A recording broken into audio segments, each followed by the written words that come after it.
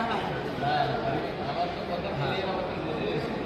3 দিন দিন 3 দিন সমাবেশ করছে। আমি আপনারা বলি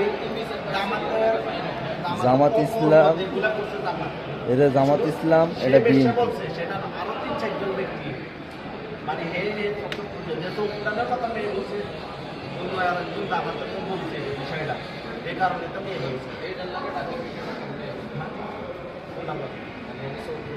কিন্তু আমাকে বিভিন্ন টাকা কর্ম করলে এসব বলবো না, এসব বলবো না। হ্যাঁ, আমি কথাটা বলেন আমাকে কি লিখেছে যে আপনারা অকর্ম করতেছেন, বেশ্যা বলতেছেন, আপনারা বিভিন্ন টাকার মধ্যে হুমকি দিতেছেন।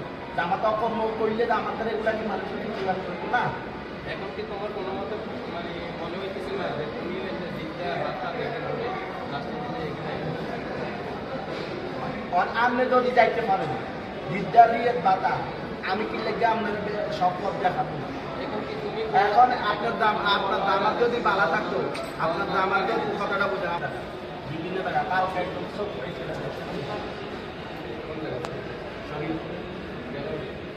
কেন?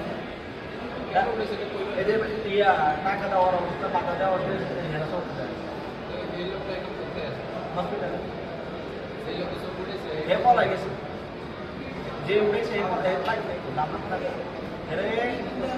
হে পলাই গেছে বাইক নেই।